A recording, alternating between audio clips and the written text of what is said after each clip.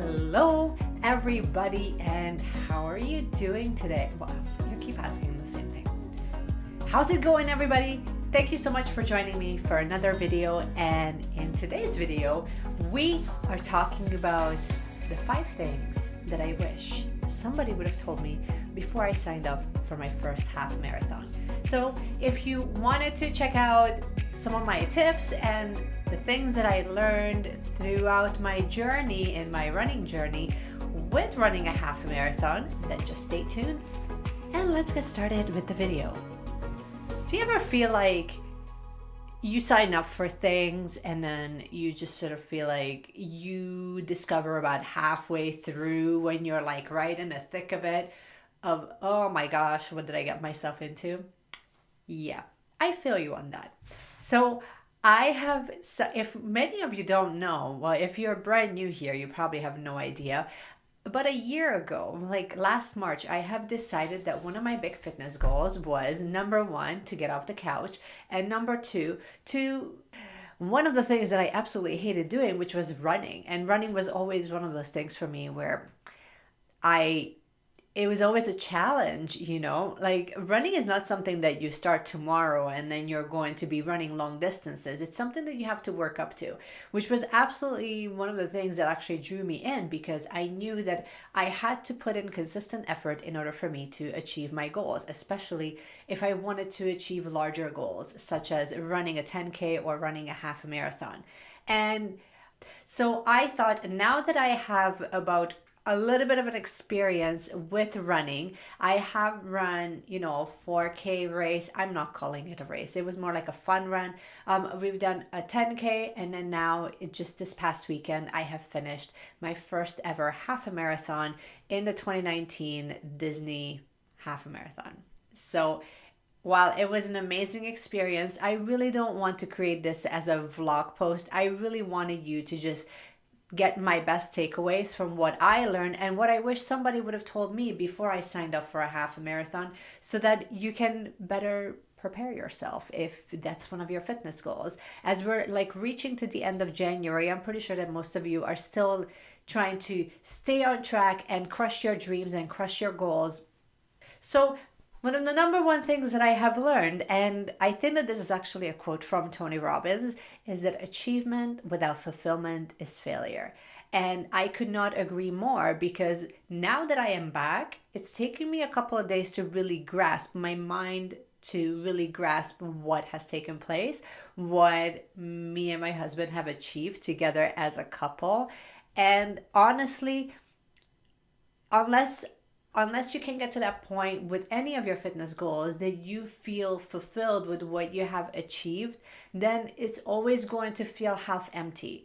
And I think that it's very, very important whenever you're achieving your goals to just really take a moment and really feel it, really take a moment to celebrate it. And what I mean by that is not necessarily that you're taking the first 5 minutes after a race or after an event that you run off to the bar and then you take your shot of tequila to celebrate. Not really what I mean. What I actually mean is to take a moment to allow that experience to sink in, allow that achievement, allow that sense of pride to really sink into your subconscious, because otherwise it's going to be just another thing that you achieved and you're going to feel really empty and disappointed and like you got cheated from the experience. So number 1 thing that I wanted to make sure that I am present for is, regardless of how I finished, regardless of what my time was, I really wanted to take a moment to just celebrate the fact that most people that I know personally are not achieving this goal. It was basically, there's only a few people that I know personally that are getting ready for half marathons, that are running consistently, that are just really regularly showing up to achieve their goals. And honestly, if you are one of the few, then I need you to take a moment to really celebrate that, and celebrate that with loved ones, and let them know that this was a big deal. This is not something that you can go down to the store and buy. This is something that you physically had to put in the work consistently for almost a year. And that takes a lot of grit, that takes a lot of dedication. So I want you to take a moment when you do achieve your goals to actually celebrate it.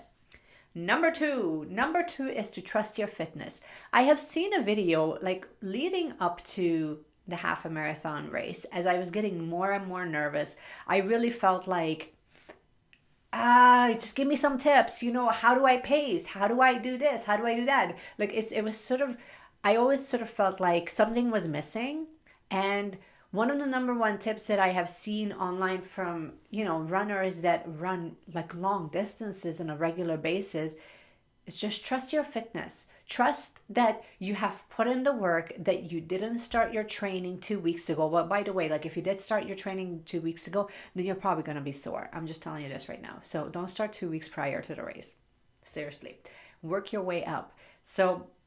But trust the fact that your body, your muscles have memory. They remember. Once you put that into the right state, then it remembers, and it's got you. And I think that it's just, running is just one of those sports that really you learn so much about yourself, because it's such a deep and intimate relationship that you end up building with your body and with your mind and with your spiritual self.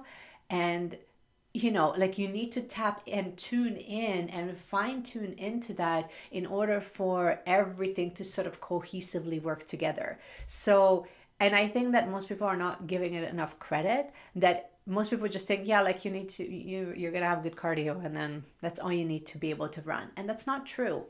You need to have a strong mental game. You need to have, positive messages that go through your mind, that you're keep encouraging yourself. You need to be able to pay attention to how you're pacing yourself. So there's so much more that goes into a successful run than just showing up and wearing your favorite Lululemon pants. I'm just saying. So definitely trust your fitness. If you have put in the work, if you have been dedicated, and if you've been showing up consistently, not only I want you to celebrate it at the end, but I also want you to have faith in your own ability that you are meant to do this. You are strong enough to do this.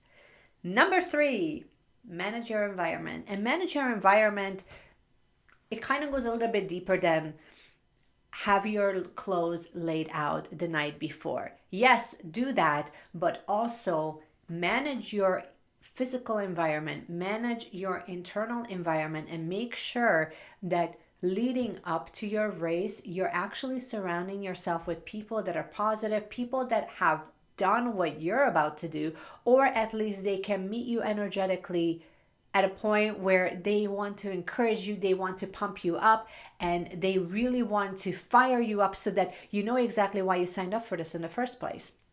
If you are someone who's highly sensitive to energies, definitely make sure that you are managing that environment leading up to race day, because it's going to be inherently important when you're looking at, who is around you, what are they saying, are they encouraging you, are they giving you, little prompts, are they giving you little bits and pieces of information that really makes you feel like you can actually do this, or are they just focusing on their own little drama or their own little internal insecurities that sort of makes you feel like you need to dim your light around them. Sort of block that energy out. Then make sure that you're listening to podcasts, you're tuning in to social media in a community where that's what they're there for. They're there to support you. They're there to root you on. And so very, very, very important, because that could be the very thing that you're going to be tapping into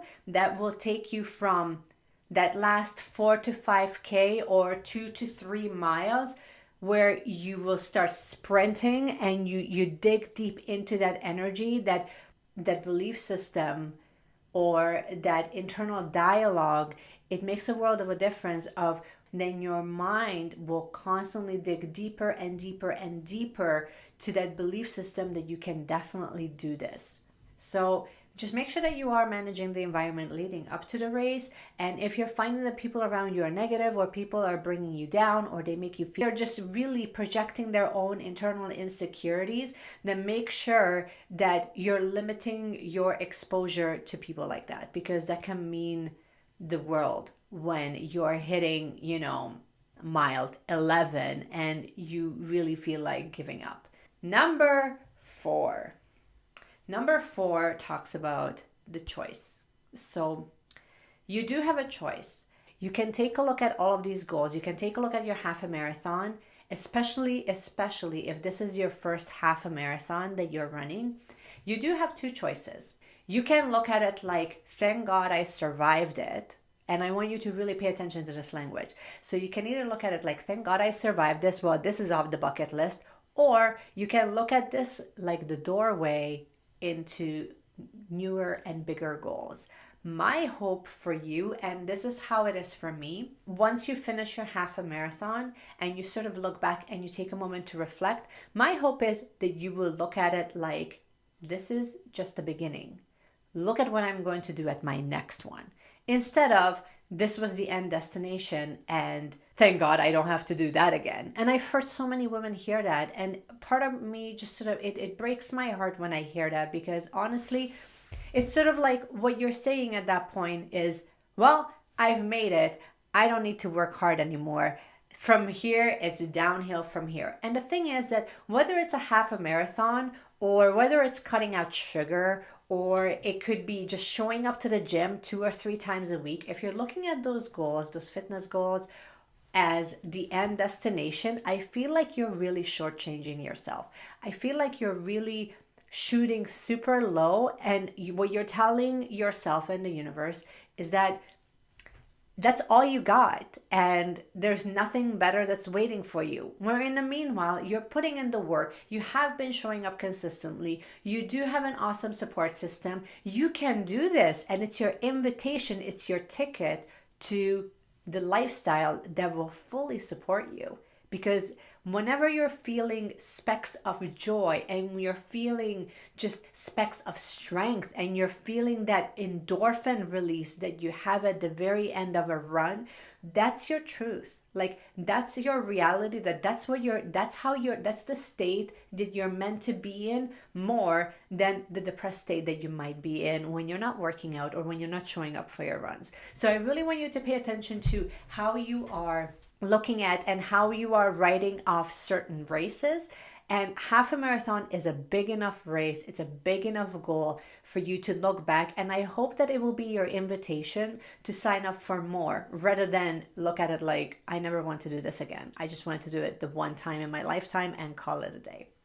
And 5, last but not least, is get proper training. And what I mean by that is research online and take a look at truly what your goal is. And if this is your first half a marathon, maybe your goal is just to be able to finish under 3 hours. And that's so great, because then at that point, you're not really going to care what your pace is at, mile 10 or at mile 2. You're really going to just focus on just pacing yourself in a healthy way, fueling when you need to. You would probably fuel in about an hour, and make sure that your energy stay consistent, and make sure that you're stretching and you're warming up properly, you're stretching and you're icing like post workout. So like all of those little things, you're paying attention to it, and maybe that's where you're at, and that's perfect. But if your goal, and I didn't unfortunately realize it, that was my goal. So right now I'm sort of working through my own thing of how I can look back on my personal half a marathon race that I just ran, because I didn't realize that my goal was that I had a specific time in my head. I really wanted to just show up, be present, and enjoy every moment of it, which I really did. So in all fairness, I actually achieved my goal. But coming out of this race that I've just done, my next goal is to have a specific time finish. I want to be able to hit a specific pace, and I want to keep that consistently. So to me, what that means is that that's my invitation to join a running club and to really get specific with my training.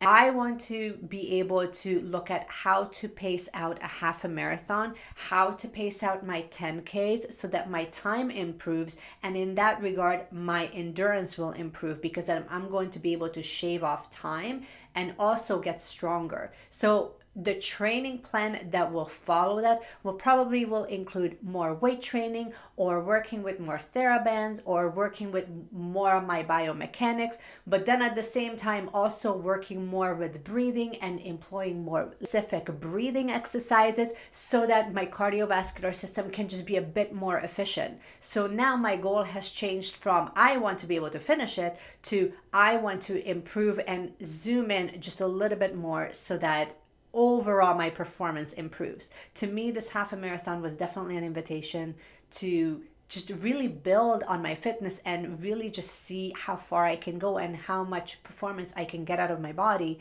and how well I can fine tune my body like a machine. So I really want you to kind of take a look at what is the training plan that you require. How are you doing at the gym? Are you showing up to yoga classes? Are you stretching? Are you doing endurance training? What is it that you require? Where are your weaknesses? Maybe your weakness is just at a point where you're not getting regular massages or you're not using the foam roller regularly. Whatever the case may be, I really want you to tune in, do a little bit of research of where you may need to fine tune your own performance and your own training plan. And honestly, that comes from really doing your research and really finding the best people that can truly support you in that, which means that you probably need to hang out with people that have run marathons, that have run half a marathons. So you really need to, again, just goes back to 4 and to 3 when you're managing that environment, when you really surround yourself with the right people so that they can really give you the support that you actually need right now where you're at. This is all I wanted to share with you. I wanted to make this relatively quick, and easy, but honestly, at the end of it all, I also want you to just have fun. You work so hard.